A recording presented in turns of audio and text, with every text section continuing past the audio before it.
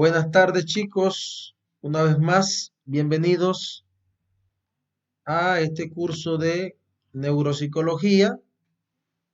Vamos a ver, a conocer un poco más de este mundo de la patología cerebral, haciendo énfasis en los accidentes cerebrovasculares.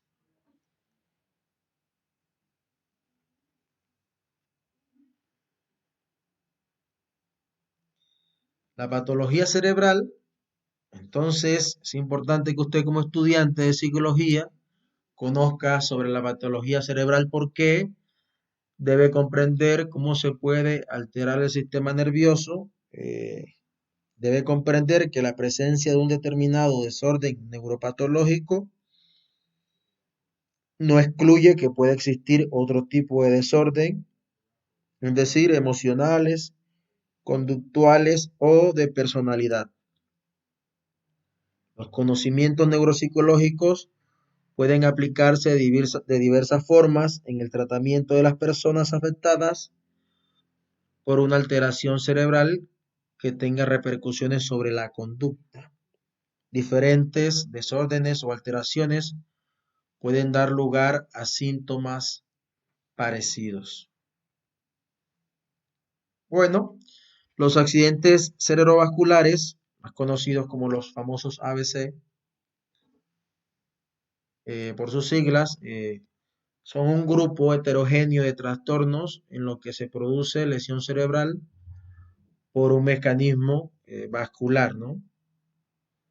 La principal característica patogénica es el infarto, el cual consiste en la disminución o cese en el flujo de nutrientes como el oxígeno y la glucosa, ¿no? Como consecuencia de una disrupción del flujo sanguíneo al cerebro, lo que va a generar un infarto y que se va a ver reflejado en un daño o muerte de células en la zona o la parte afectada, ¿no?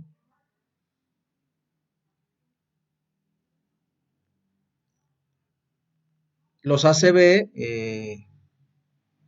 de tipo isquémico obstructivo eh, hace referencia a que se puede presentar una oclusión vascular por trombosis o embolia, ¿no? La trombosis entonces se debe a la formación de un coágulo hemático que es capaz de producir una estenosis intensa de los grandes vasos extracraneales como las arterias carótidas internas o vertebrales. Mientras que una embolia causada en un ACV es cuando un coágulo o una placa o un agregado plaquetario formados en el corazón o árbol de la arteria se liberan en la circulación y bloquean una arteria distal, ¿no?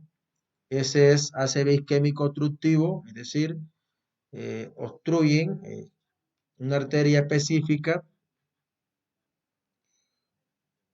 y lo que se va a ver es como una especie de taponamiento, ¿no? Un trombo es una especie de taponamiento que bloquea la circulación del cerebro, tal como está acá en la imagen, miren, y lo que hace es que se comienza a formar un coágulo de sangre y en el caso de la embolia, miren que está un coágulo más o menos por acá, la localización del parte orbital del lóbulo frontal, pero más orientado a gran parte de el área 8-6 y parte del lóbulo parietal, ¿no? Área 1-3-1-2 y área 5 y 7 aproximadamente. Aunque también se ve que hay una leve comprometimiento del área 39 y 40. Y para el lóbulo frontal, área 4, 8, 6 y una parte del área orbitofrontal, básicamente, ¿no? Eso es generalmente el tema de los conceptos, ¿no?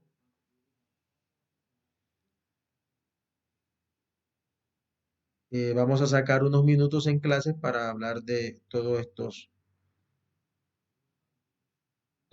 fenómenos, ¿no? Entonces, Cuando hablamos de oclusión, siempre estamos diciendo que hay un cierre o un estrechamiento que impide o dificulta el paso de un fluido por una vía o conducto, en este caso de una arteria, ¿no? Entonces estamos hablando de que siempre que hay una oclusión hay un estrechamiento o un cierre. Eso para definir lo que es un ACV tipo isquémico, ¿no? Mientras que la trombosis es la formación de un coágulo de sangre al interior de un vaso sanguíneo y la embolia es un agregado plaquetario.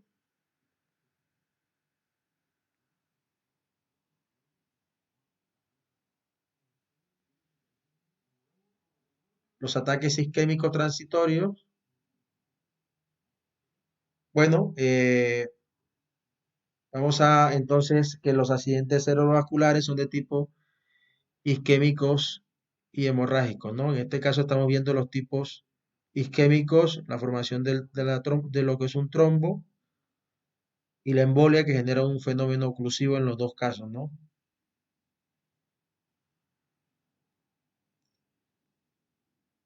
Ataques isquémicos transitorios, los famosos AIT, es un episodio temporal de una obstrucción de un vaso sanguíneo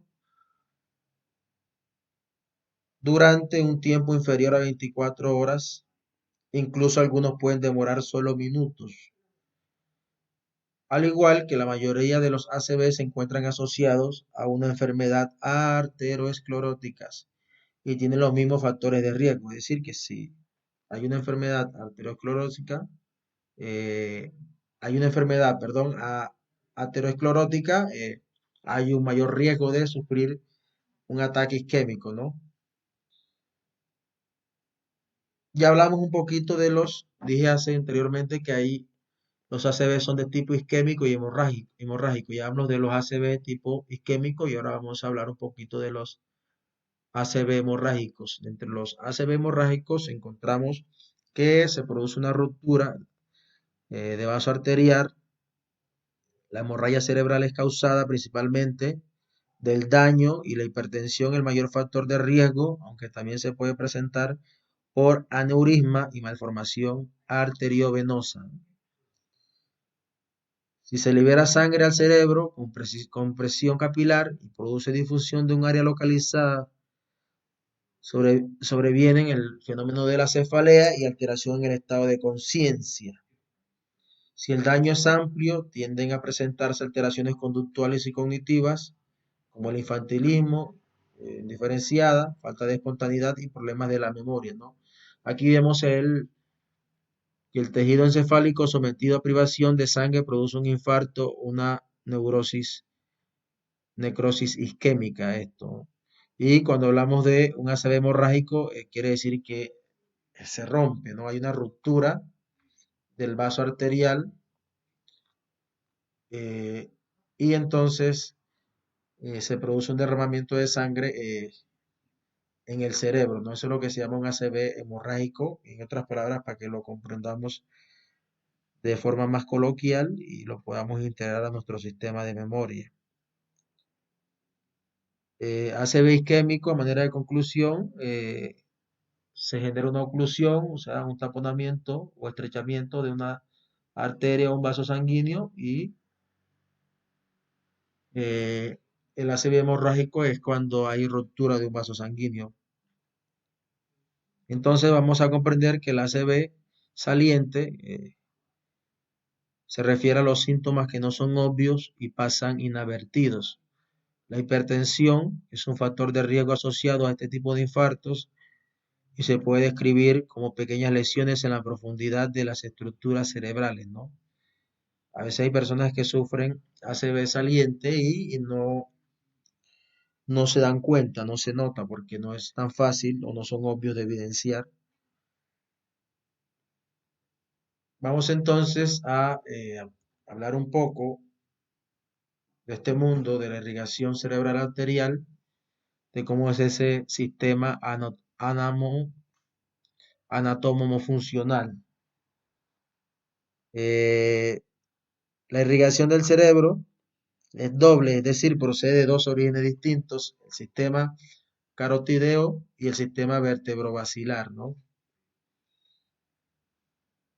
Dentro de los principios fisiológicos básicos en la circulación encefálica y el metabolismo cerebral, entonces hay unas cosas, unas aclaraciones o unos datos estadísticos que a pesar de su reducido peso, de más o menos equivalente al 2-3% del peso corporal, el encéfalo recibe entre el 15 al 20% del gasto cardíaco, consume el 20% del oxígeno y gasta el 25% de la glucosa del organismo. Dado entonces que no tiene reserva de oxígeno ni de glucosa el encéfalo, es totalmente dependiente del aporte oportuno de estas sustancias energéticas, lo que debe ser asegurado por un flujo sanguíneo adecuado.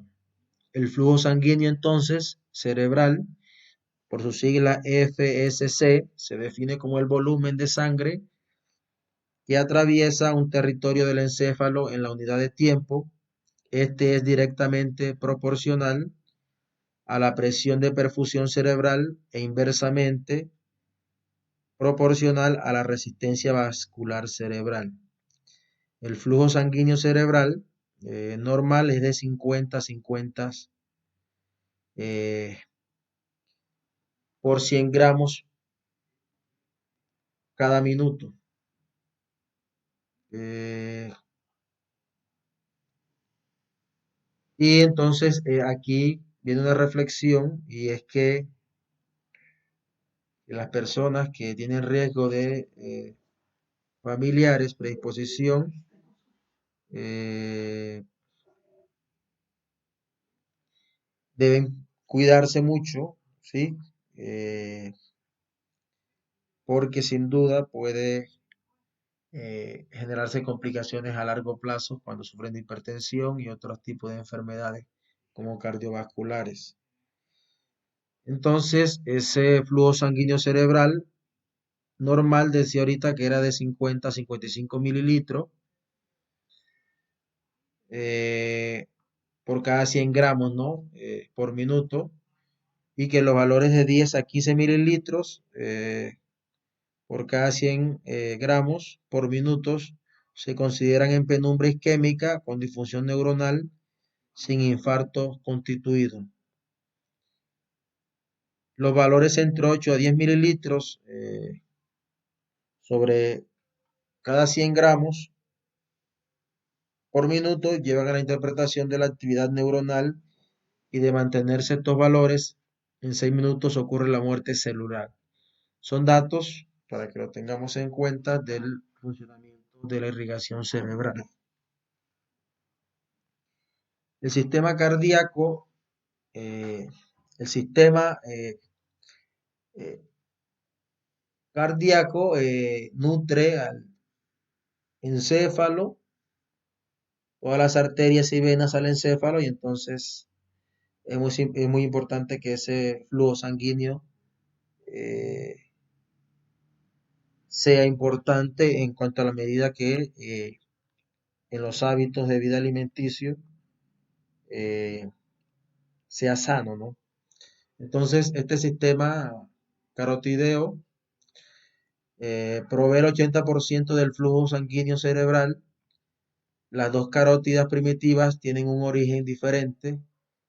La derecha es una rama del tronco braquioencefálico y la izquierda eh, nace directamente del arco aórtico, de la aorta, ¿no?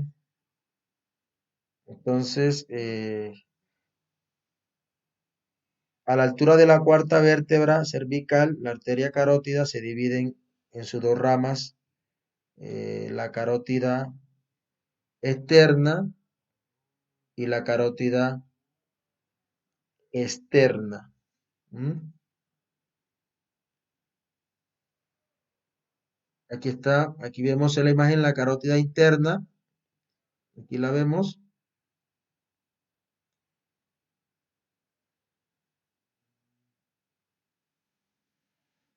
mírenla, eh, la vamos a apreciar en próximos dibujos.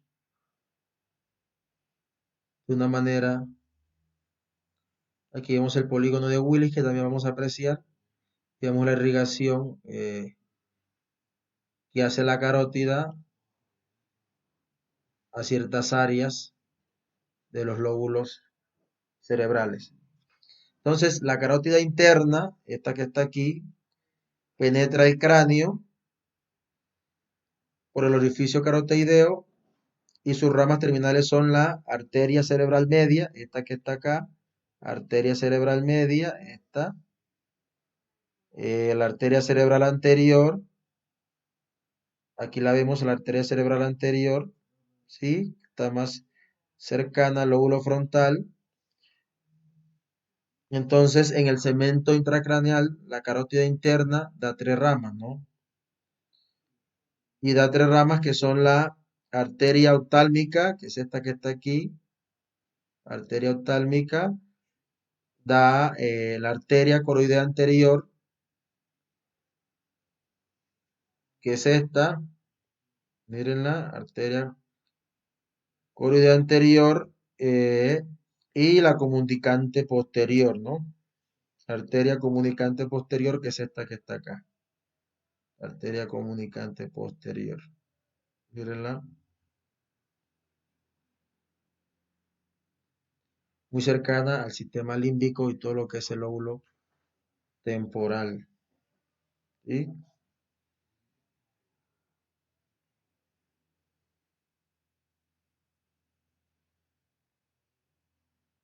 Ok, la arteria cerebral media y cesa, después de su origen se introduce en la cisura de Silvio y en la ínsula de Rey y entonces la porción basilar eh, va a irrigar núcleo caudado, excepto parte de su cabeza, el tálamo, excepto su polo posterior, el globo pálido y el putamen, el claustro o el antemuro, la rodilla y brazo frontal de la cápsula interna, la cápsula externa y la cápsula extrema. Entonces, con relación a la arteria media o silviana, ¿no? Es esta que tenemos acá. En la porción cortical, la corteza de la cara extrema, exceptuando una franja paralela al borde cóncavo del polo occipital y otra franja paralela al borde cóncavo inferior. La arteria cerebral anterior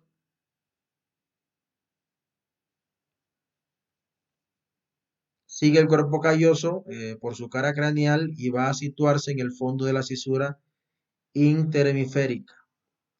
Las ramas corticales, la corteza de la cara medial, a sección de la parte comprendida entre la muesca superior de la cisura simiana y los tubérculos mamilares y la franja superior de la cara convexa, dando la vuelta en el borde superior, también irriga el cuerpo calloso y algo del septo pelúcido, mientras que las ramas centrales eh, irrigan la cabeza del núcleo caudado, la rodilla de la cápsula interna y otras estructuras arteriales de Hübner, irrigación de una parte del tálamo y otra parte del hipotálamo. La arteria cerebral posterior, arteria cerebral posterior, aquí la vemos, arteria cerebral posterior, mm, es rama del tronco basilar, irriga la parte posterior del lóbulo temporal y el lóbulo occipital por numerosas ramas terminales. Algunas de estas ramas penetran por medio de la cisura mediana en la cara interna e irrigan la parte que no ha sido irrigada por la arteria cerebral anterior.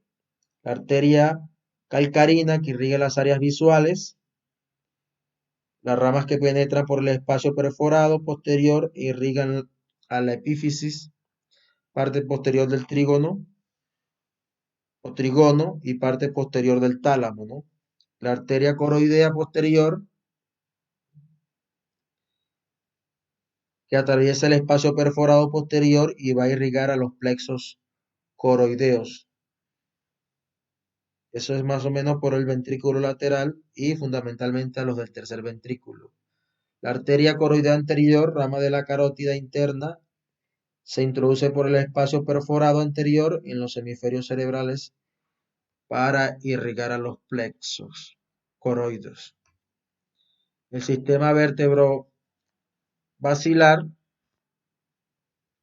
vamos a encontrar aquí que este sistema vertebrovascular aporta el 20% del flujo sanguíneo cerebral. Las arterias vertebrales, mírenlas acá, de las vértebras, son ramas de las subclavias y ascienden recorriendo los agujeros transversos de las primeras 6 vértebras cervicales y penetran en el cráneo por el agujero eh, occipital. Bueno, estas se dirigen hacia la línea media ventralmente y a nivel del surco bulbo protuberencial y se unen para formar el famoso tronco basilar.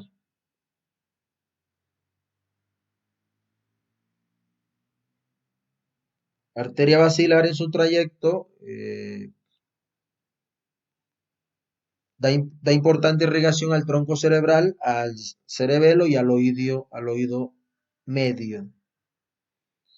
Sus ramas más importantes son las circunferencias cortas vulvares, las circunferencias cortas protuberenciales, cerebrosa superior, anterosuperior y la cerebelosa media, anteroinferior.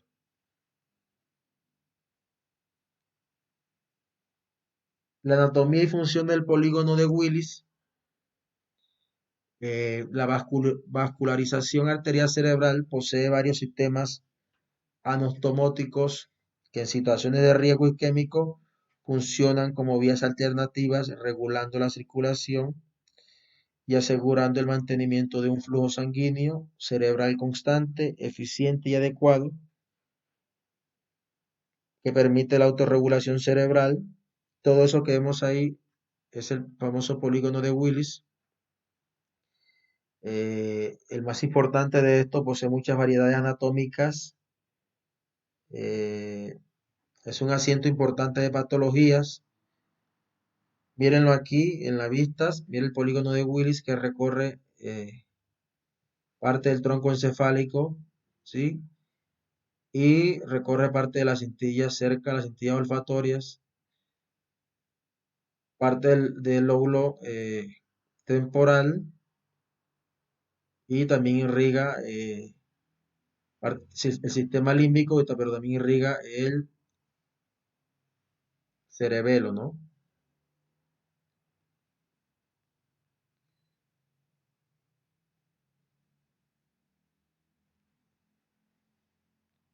Y aquí vemos, para profundizar lo que vimos ahorita, la arteria carótida interna, y acá está la arteria cerebral media,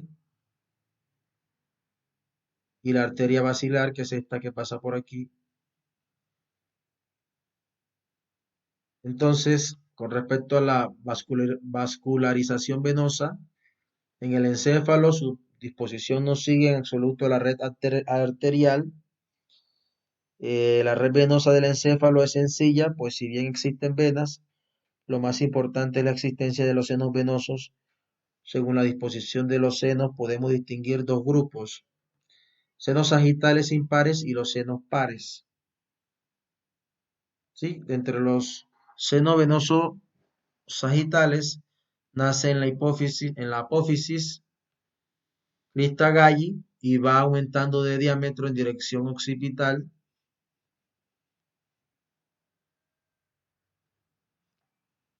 Al recibir afluente de otros vasos, termina en la protuberancia occipital interna, ¿no?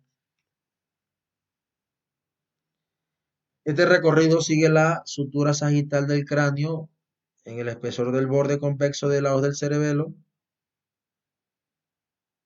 En corte frontal tiene forma triangular de base superior, es decir, el vértice está dirigido hacia el interior del encéfalo, las venas cerebrales superiores en número de 8 a 10 procedentes de la rama convexa de los hemisferios desembocan en ella a lo largo de su trayecto, mientras que el seno venoso sagital inferior recibe afluentes de otros vasos sanguíneos y aumenta de diámetro en sentido posterior. En su cara inferior se relaciona con el cuerpo calloso y recibe sangre de la cara medial de los hemisferios del cerebro. Entonces, eh, aquí vemos en el número uno, esto que está acá, las venas cerebrales superiores, ¿no? Que irrigan parte del lóbulo frontal, mírenlo. Y el seno, el sagital superior, miren que sigue irrigando parte del lóbulo frontal, ¿no? Que está en la parte superior. Aquí encontramos también venas cerebrales superiores. Estas son venas cerebrales superiores. Estas también son venas cerebrales superiores. Aquí también encontramos venas cerebrales superiores que irrigan el lóbulo parietal también. Y venas cerebrales superiores que irrigan parte del lóbulo parietal y también parte del lóbulo occipital, ¿no? Tal como se ve acá en este apartado. Mientras que el seno sagital superior irriga el lóbulo frontal, irriga áreas premotoras del lóbulo frontal, pero también irriga parte de el lóbulo parietal. La vena cerebral media superficial de Silvio, mírenla, la vena cerebral media superficial de Silvio, porque aquí más o menos está la famosa cisura de Silvio, mírenlo. Y el seno cavernoso, venlo, vean, donde dice, donde está el número 4, ¿sí? Irrigando al parte del lóbulo temporal. El quinto seno, petroso inferior, mírenlo. El quinto seno petroso inferior irrigando al lóbulo temporal, ¿sí? Y parte de otras estructuras. La vena anterior del septum pelúcido, por aquí está ubicado más o menos el septum pelúcido, cerca a todo esto que viene siendo más o menos la ubicación de lo que sería el ventrículo lateral y todo lo que sería el cuerpo calloso, ¿no? Entonces este 6 es la vena anterior del septum pelúcido. Esta encontramos aquí, número 7, es la vena tálamo estriada superior, que irriga obviamente al tálamo. Aquí encontramos en esta parte el ángulo venoso, ¿sí? Que sigue irrigando toda esta parte del sistema límbico, que junto con la vena cerebral interna cumplen todo este proceso de irrigación. Luego se va a unir en parte con la vena cerebral mayor, que también es conocida como la vena cerebral de Galeno. Y la vemos, que hasta la 9, acá hasta la 10. Entre más se unen con otras venas, tal como lo hace la 9, con la 13 se vuelven mucho más grandes, ¿no? Eh, la vena basal, sexta, que irriga parte de, temporal, también límbica. El seno recto, miren el seno recto, número 13, y la confluencia de los senos, aquí lo vemos, que es el 14, tanto el 13, el 15 y el 2. Este 15 corresponde a lo que es el seno transverso. Este 15 corresponde al seno transverso.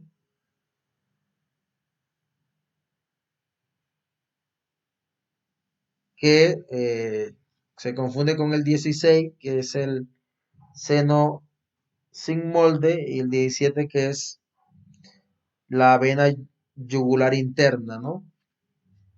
¿Sí? Este sería la parte más o menos de el cuello. Esta sería toda la parte del cuello. Si hiciéramos un dibujo aquí, ya esta sería toda la parte del cerebro, ¿no? La 17, que es la vena yugular.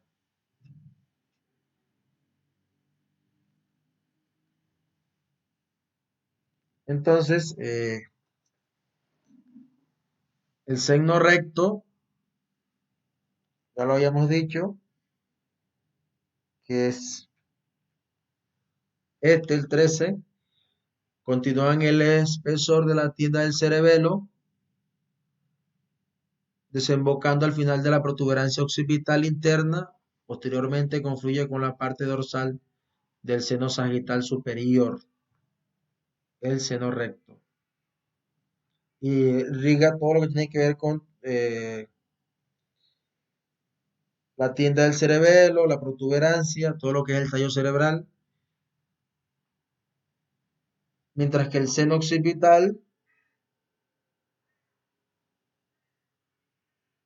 nace de la protuberancia occipital interna y discurre a lo largo del borde convexo del lado del cerebelo, ¿no? El seno occipital.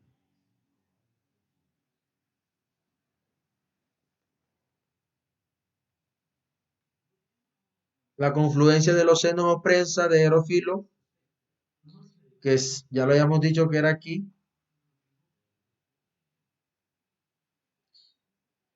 en la protuberancia occipital interna, es la reunión del seno occipital, seno recto y seno sagital, la gran vena de Galeno, ¿sí? Que es la vena cerebral mayor, es esta. ¿M? La vena cerebral mayor, que se encuentra en la protuberancia occipital interna, en la reunión del seno. Perdón, la gran vena de Galeno desemboca a nivel del seno sagital, sí, del seno sagital inferior. Dicha vena es la unión de dos troncos venosos que pasan por debajo del rodete del cuerpo calloso, por el espesor de la tela coroidea del tercer ventrículo. El tercer ventrículo eh, estaría por aquí más o menos, por aquí, tercer ventrículo. Penetra los ventrículos laterales por el agujero de Monro, entonces recibe el nombre de vena del tálamo estriada y circula por el surco octoestriado. Miren que aquí hay unos senos venosos. El número 1 corresponde al seno efenoparietal. Efenoparietal. El 2 corresponde al seno intracavernoso anterior. El número 3 es el seno cavernoso. El 4 es el seno intracavernoso posterior, porque está en la parte posterior. Posterior. El quinto es el plexo basilar. Plexo basilar. El sexto es el plexo venoso del foramen oval. ¿Mm?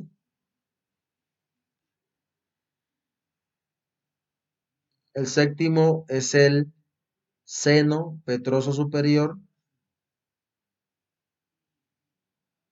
El octavo es el seno petroso inferior, quiere decir que está en la parte inferior. El noveno es la vena yugular interna. Veanla. El 10 es el seno sigmoide. El 11 es el seno transverso. El 12 es el seno occipital. El 13 es el seno sagital superior. El 14, ya lo habíamos dicho que es la confluencia de los senos, ¿sí?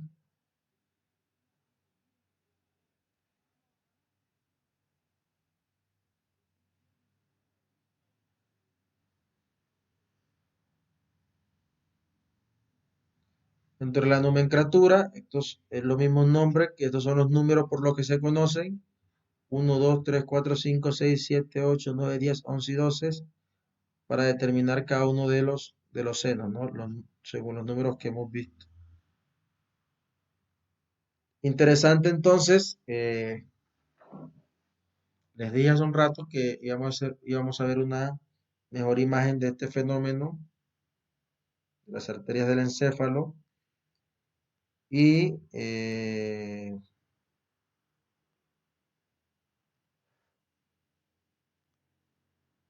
encontramos aquí, miren, la arteria cerebral superior, la arteria cerebral media, la arteria cerebral comunicante, la arteria comunicante posterior, la arteria cerebral posterior, y vamos a hablar de cada una de ellas un poco, ¿no? Entonces, la arteria cerebral posterior, cerebral superior, esta número uno que tenemos acá,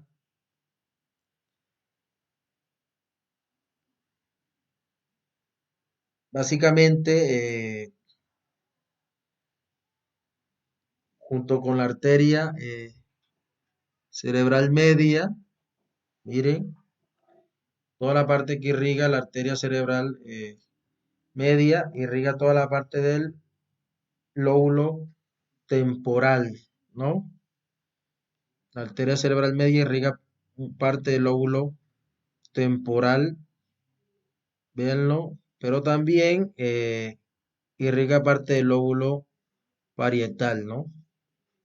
Ya saben que la superior irriga parte eh, del lóbulo frontal, más que todo en la parte orbitaria.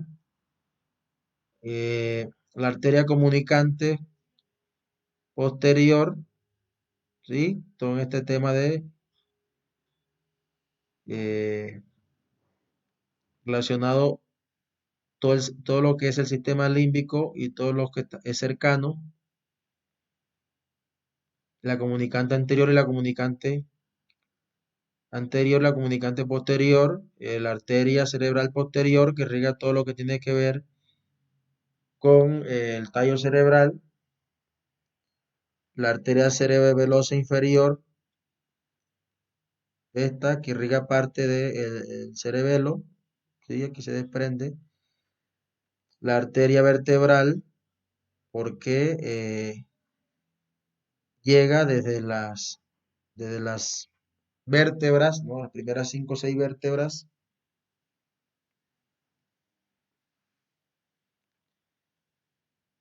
Y aquí vamos a encontrar la arteria cerebrosa media. Esa arteria cerebrosa media, mírenla, forman toda esta parte de lo que es el polígono de Willis, todas las arterias. Está la arteria cerebrosa superior, porque está en la parte superior, y está el tronco basilar, ¿no? Irrigando toda la parte del tronco encefálico, lo que es la protuberancia, mesencéfalo y bulbo raquídeo.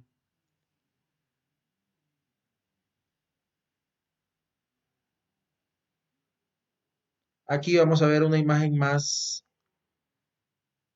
gráfica, ¿cierto? Porque todo este tema parece enredado, difícil de comprender,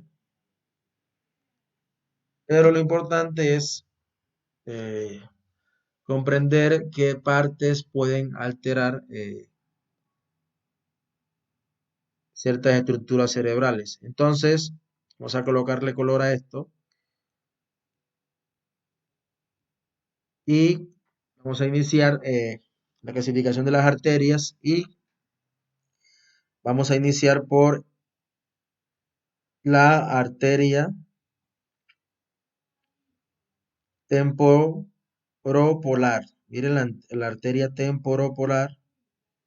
Vean, arteria temporopolar es lo que quiero que se aprendan. Irriga, obviamente, al lóbulo temporal, ¿no? Temporopolar. Eh, Miren qué interesante. Esa arteria temporoporal es una división de la inferior de la arteria cerebral media, ¿no? Esta es la arteria cerebral media. Encontramos la arteria orbitofrontal lateral, mírenla, que irriga toda la estructura frontal orbital. Esta es una de las divisiones de la arteria cerebral media, que es una arteria importante. Aquí encontramos la famosa arteria prerolándica, ¿no? Prerolándica, la arteria rolándica que está más o menos ubicada en la cisura de Rolando. Miren que aquí está la famosa área de Broca, ¿no? Entonces, si hay una lesión en la arteria prerolándica, puede haberse una alteración de la área de Broca. Y si hay una alteración en la arteria cerebral media, también puede haberse una lesión en el área de Broca. Mientras que si hay una alteración en la arteria rolándico, se puede dar una alteración aquí en el centro ocular contraversivo, ¿no? Aquí encontramos la arteria parietal anterior. Esta es muy importante, ¿sí? Porque es una división superior de la arteria cerebral media. Entonces aquí en la arteria parietal anterior vemos aquí esto que está de este color es la corteza motora y la corteza sensitiva, ¿no? Sería aquí más o menos, que hay la cisura de Rolando, pero este es el área 312 y este es el área del área 4 según el área de Brodmann, que como ya sabemos corresponde a la corteza motora primaria y el área 312 corresponde al área sensitiva primaria o área somestésica primaria, ¿no? Miren qué interesante. Acá vamos a encontrar entonces la arteria parietal posterior, que es una división de la arteria cerebral media. Véanla, qué interesante que una ruptura, una isquemia o una hemorragia en la arteria parietal posterior puede generar sin duda alguna una afasia de Wernicke, ¿no? Y puede generar también una alteración aquí en el área auditiva primaria, que es la circunvolución o área de Hels, que es el área 41, según Brockman. Bueno, mírenlo cómo está dibujado. Qué interesante. Acá vamos a encontrar la arteria angular, ¿sí? Que irradia parte del occipital, parte también del temporal, y que está pasando más o menos por aquí por el área 39 y 40, que es el área angular y supramarginal. Acá encontramos la arteria temporal posterior, ¿no? Con irrigaciones hacia la corteza visual, esto que está aquí de marrón. Y por último encontramos la arteria temporal anterior, ¿no? Que es importante en el fenómeno de la radiación visual y obviamente en los fenómenos de la interpretación de estímulos auditivos, ¿no? Ese básicamente es para que tengamos en cuenta de que todo esto puede generar serios problemas a nivel del encéfalo, ¿no? Bueno, entonces vamos a mirar, una vez visto esto, Recomiendo mucho el libro de Portellano para profundizar información. Vamos a entrar entonces a conocer un poco las alteraciones neuropsicológicas en el ACV isquémico según territorios vasculares, ¿no? La arteria cerebral anterior puede generar cambios de personalidad y humor. Las lesiones bilaterales del corte prefrontal orbital, ya sabemos que la arteria cerebral anterior irriga todo el corte prefrontal orbital, pueden causar el fenómeno de la pseudopsicopatía, ¿no? La agresividad e irritabilidad, que como ustedes son más expertos que yo en ese tema, de lo que conocemos como los famosos síndromes, ¿no? El síndrome pseudopsicopático, de los síndromes disecutivos, que son tres, ¿cierto? Bueno, encontramos también alteraciones. Si hay una alteración en la arteria cerebral anterior, se puede dar una afasia motora transcortical. Y entonces vamos a observar que existe un lenguaje espontáneo reducido, una lectura mecánica y escritura preservada correspondiente a la lesión en la región parasagital hemisferio izquierdo, ¿no? Afasia motora transcortical. Ya sabemos que por ahí pasa más o menos, está relacionado con el área 44, 45, que es el opérculo y el par triangular y par opercular, que conforman esta área de Broca y partes cercanas, ¿no? Se da también una alteración que se conoce como el síndrome de utilización y hace referencia a que el sujeto utiliza los objetos que están a su alcance sin habérselo pedido. Ya sabemos que la arteria cerebral anterior irriga toda la parte frontal y entonces se da este fenómeno del síndrome de utilización. Se da el síndrome de desconexión callosa. Los dos tercios anteriores del cuerpo calloso pertenecen al territorio de la arteria cerebral anterior y observan signos de desconexión. Ya sabemos que una de las funciones del cuerpo calloso es la que permite el paso de información de un hemisferio cerebral a otro hemisferio. Vean qué interesante. Eh, es importante aclarar entonces que no es igual la fascia motora transcortical a la fascia de Broca, ¿no? Porque se da relacionado con algunos fenómenos de engramas que vamos a ver en algún momento en el seminario, las diferentes clasificaciones de la fascia. Y la fascia de Broca también es una alteración que es de tipo no fluido, pobre repetición y relativa, buena comprensión, se produce por lesión área 44 y parte anterior del lóbulo de la ínsula. Recordemos que el lóbulo de la ínsula también tiene funciones semánticas, ¿no? Se da el fenómeno de la fase de Wernicke.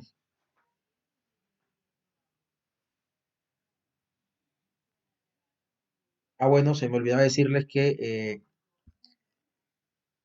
estamos hablando ahora de la arteria cerebral media izquierda, ¿no? Media izquierda. La fase de Wernicke,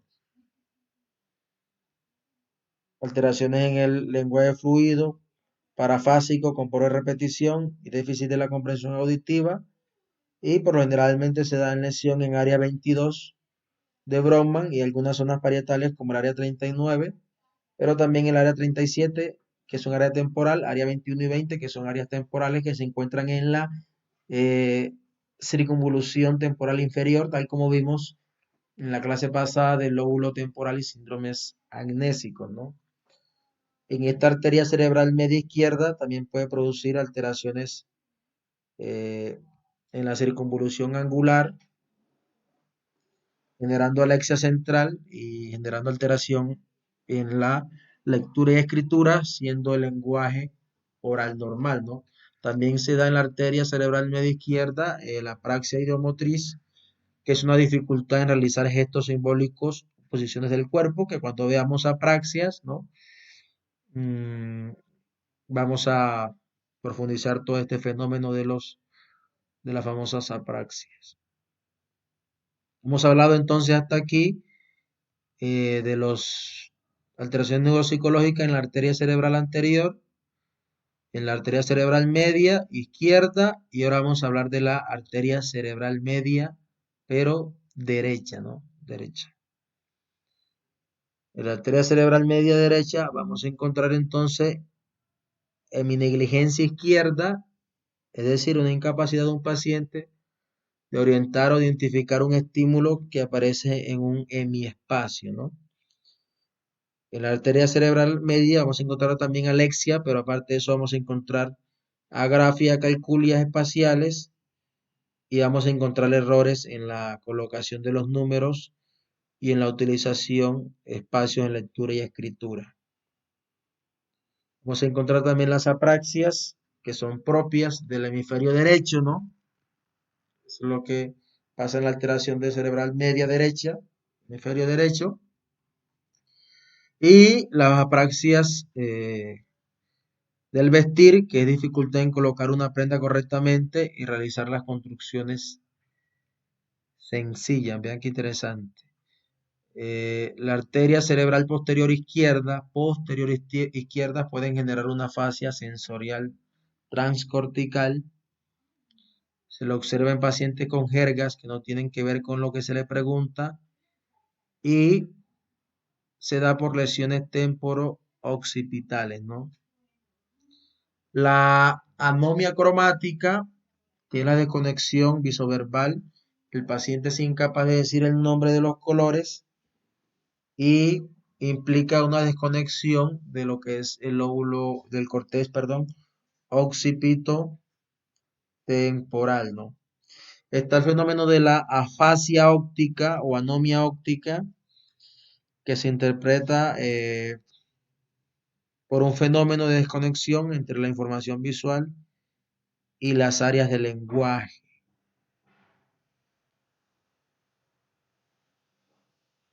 Las alteraciones neuropsicológicas, entonces, en los accidentes cerebrovasculares tipo hemorrágico, entonces, en la hemorragia cerebral, básicamente la afectación es subcortical, se lesionan los núcleos grises de la base y la sustancia blanca. Esto ocasiona déficit de desconexión ya que se interrumpen circuitos corticorticales y córtico subcorticales, ¿no? Las hemorragias tienen peor pronóstico que los infartos, pero en la recuperación del déficit focal tienen mejor pronóstico las hemorragias, ¿no?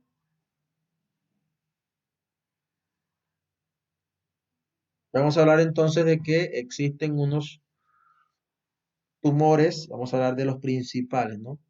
Tumores cerebrales, que también son alteraciones a nivel cerebral. Están las neoplasias cerebrales, que se pueden definir como lesiones expansivas benignas o cancerosas cuyas células se multiplican de manera irrestrictiva y forman una masa dentro de la cavidad craneal o raquídea. Algunos tumores pueden crecer en lugares particulares de la cavidad craneal y dependiendo del lugar producen diferentes síndromes y síntomas, ¿no? Eso con respecto a las neoplasias, ¿no? Entonces las neoplasias, vamos a comprender que las neoplasias son tumores benignos en la medida en que no son tan graves. Son graves, pero no son tan graves en comparación con los malignos, ¿no? Porque los malignos se refieren al poder más que todo infiltrativo y proliferativo que tienen, ¿no? El grado entonces de malignidad lo determina la arquitectura celular, la actividad mitótica y su grado de diferenciación. Entonces, bueno, Dios nos guarda a todos de un tumor maligno, porque el desenlace es por lo generalmente muy trágico, ¿no? Y encontramos entonces los otro tipo de tumores, los gliomas, que se originan a partir de las células gliales y suponen el 45% de los tumores cerebrales. Se dan algunos subtipos dependiendo el tipo de célula glial que lo conforme, los astrocitomas, ependimoma, los oligodendroglioma, los gliomas mixtos o multiformes, que son tumores primarios que se inician en el cerebro o médula espinal, no se extienden a otras regiones del organismo, pero sí dentro del sistema nervioso, ¿no?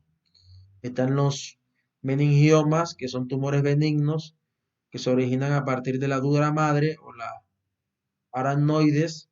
Está claramente delimitado el tejido encefálico, como se extiende en la superficie dural, producen erosiones óseas en el cráneo, ¿no? A menudo se encuentran pequeños meningiomas en personas adultas y no experimentan síntomas durante su vida. Solo cuando aumenta su tamaño y identan el encéfalo, alteran las funciones del sistema nervioso. Miren, este es eh, la imagen de un glioma, que es el 45%, mírenlo, y un meningioma, que son mucho más extensos y que el glioma, recordemos que se inicia en el cerebro o en la médula espinal, mientras que el meningioma, se inicia aquí en los aranoides, ¿no? Aquí en la dura madre, la pia madre o los aranoides, pero básicamente siempre se genera o en la dura o en los aranoides, mientras que se genera en el glioma o la médula espinal, el glioma, ¿no?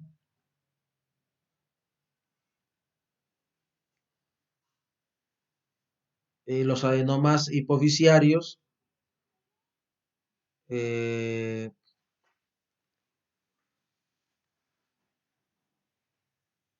son tumores que se originan en la hipófisis, surgen como nódulos discretos en la porción anterior de la glándula adenohipófisis, están relacionados con la edad y cada vez son más numerosos con cada decenio.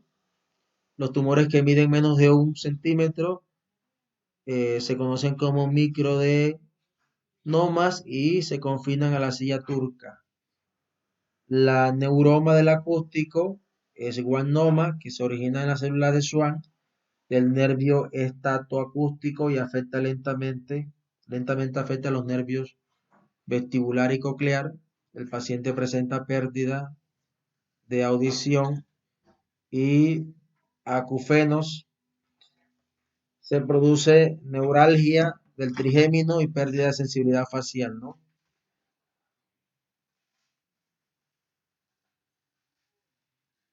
Entonces aquí encontramos un adenoma hipoficiario, o sea, aquí está la hipófisis, ¿no? Aquí encontramos un tumor, ¿sí? Cerca al tronco cerebral, en el nervio trigémino, véanlo. Y también es grande el tumor que afecta al nervio facial y al nervio coclear. Entonces van a haber problemas auditivos y van a haber problemas del tronco cerebral, ¿no? Y del nervio facial, porque se extiende a todas esas porciones. Entonces lentamente va afectando uno de esos nervios porque los comprime, ¿no? Básicamente.